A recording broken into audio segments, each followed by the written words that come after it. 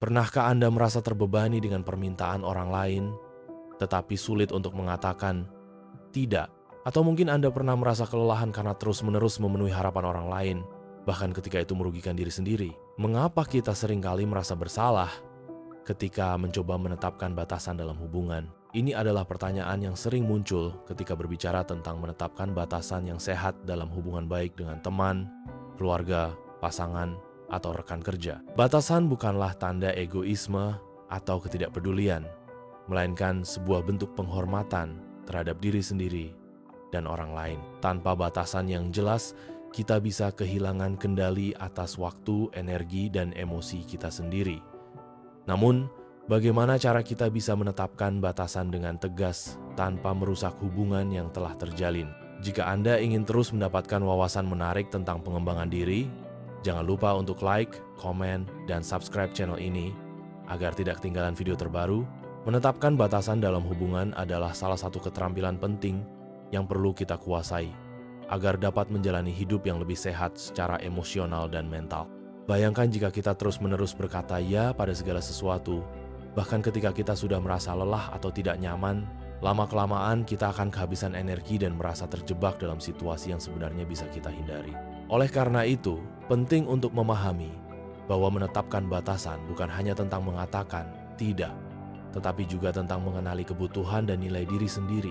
Salah satu alasan utama mengapa kita sulit mengatakan tidak adalah rasa takut mengecewakan orang lain atau merasa bersalah. Kita seringkali khawatir bahwa menolak ajakan atau permintaan akan membuat orang lain marah atau kecewa. Namun, perlu diingat bahwa batasan bukanlah bentuk penolakan terhadap orang lain, melainkan cara untuk menjaga kesejahteraan diri sendiri. Jika kita terus-menerus mengorbankan diri demi menyenangkan orang lain, pada akhirnya kita hanya akan merasa terbebani dan kehilangan jati diri. Salah satu cara efektif untuk menetapkan batasan adalah dengan mengenali tanda-tanda bahwa kita perlu melakukannya. Misalnya, jika kita merasa stres, lelah, atau mulai kehilangan kendali atas waktu dan emosi kita, itu bisa menjadi indikasi bahwa kita telah melewati batasan pribadi kita sendiri. Dalam situasi seperti ini, penting untuk meluangkan waktu sejenak dan bertanya pada diri sendiri, apakah saya benar-benar ingin melakukan ini? Apakah saya memiliki energi yang cukup? Apakah ini selaras dengan nilai dan prioritas saya? Setelah mengenali perlunya batasan, langkah berikutnya adalah mengomunikasikannya dengan jelas dan tegas. Banyak orang menghindari menetapkan batasan karena takut menyinggung perasaan orang lain. Namun, kita bisa belajar cara menyampaikannya dengan sopan dan tetap mempertahankan hubungan yang baik. Misalnya, jika seseorang meminta bantuan tetapi kita tidak memiliki waktu, kita bisa mengatakan, "Saya ingin membantu, tetapi saat ini saya sedang memiliki banyak pekerjaan. Mungkin lain kali saya bisa membantu." Dengan cara ini, kita menunjukkan empati tetapi tetap menjaga batasan yang telah kita tetapkan. Selain itu, kita juga perlu memahami bahwa menetapkan batasan bukan hanya berlaku dalam hubungan sosial, tetapi juga dalam kehidupan profesional. Di tempat kerja, seringkali kita merasa terpaksa menerima tugas tambahan di luar kapasitas kita hanya karena takut dianggap tidak kooperatif. Padahal, jika kita terus menerima semua permintaan tanpa mempertimbangkan kemampuan kita, hasilnya bisa berdampak buruk pada kinerja dan kesehatan mental kita. Oleh karena itu, penting untuk belajar mengatakan tidak secara profesional. Misalnya dengan mengatakan, "Saya ingin membantu, tetapi saat ini saya sedang menangani proyek lain." Mungkin kita bisa mencari solusi lain bersama. Menetapkan batasan juga berkaitan dengan menjaga energi dan kesejahteraan diri. Ketika kita terlalu sering mengabaikan batasan kita sendiri, kita cenderung merasa lelah secara fisik dan emosional. Oleh karena itu, penting untuk memberikan waktu bagi diri sendiri untuk beristirahat dan melakukan hal-hal yang kita nikmati. Ini bisa berarti mengambil jeda dari media sosial, mengurangi interaksi dengan orang-orang yang menguras energi, atau meluangkan waktu untuk diri sendiri tanpa merasa bersalah. Namun, menetapkan batasan tidak selalu mudah, terutama jika kita menghadapi orang-orang yang tidak menghormati batasan kita. Dalam kasus seperti ini, penting untuk tetap konsisten dan tidak ragu untuk menegaskan kembali batasan kita. Jika seseorang terus-menerus melewati batas yang telah kita tetapkan, kita berhak untuk mengambil langkah lebih lanjut, seperti membatasi interaksi atau bahkan mengakhiri hubungan yang tidak sehat. Sebagai langkah praktis, berikut beberapa contoh kalimat yang bisa digunakan untuk menetapkan batasan dengan sopan. "Saya senang diajak berkumpul, tapi saya butuh waktu untuk sendiri saat ini." mungkin lain kali kita bisa bertemu.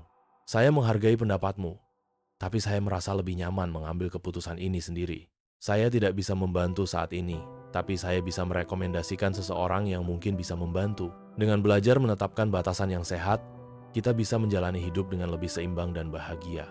Kita tidak lagi merasa terjebak dalam situasi yang tidak nyaman hanya karena takut mengecewakan orang lain. Sebaliknya, kita bisa membangun hubungan yang lebih sehat dan bermakna dengan orang-orang di sekitar kita. Jadi, mulai sekarang, mari belajar mengatakan tidak tanpa merasa bersalah dan menghargai diri sendiri dengan menetapkan batasan yang jelas dalam setiap hubungan yang kita jalani. Untuk benar-benar memahami pentingnya batasan dalam hubungan, kita perlu menyadari bahwa ini bukan sekadar keputusan sesaat, tetapi merupakan bagian dari perjalanan hidup kita. Ketika kita mulai membangun kebiasaan untuk menetapkan batasan, kita akan menyadari bahwa hidup terasa lebih ringan dan penuh dengan kebebasan. Menetapkan batasan bukanlah tentang menjauhkan diri dari orang lain, tetapi lebih kepada menciptakan ruang yang sehat agar kita bisa berkembang dengan baik. Dengan memiliki batasan yang jelas, kita bisa memberikan yang terbaik bagi diri sendiri dan orang lain tanpa merasa terkuras secara emosional.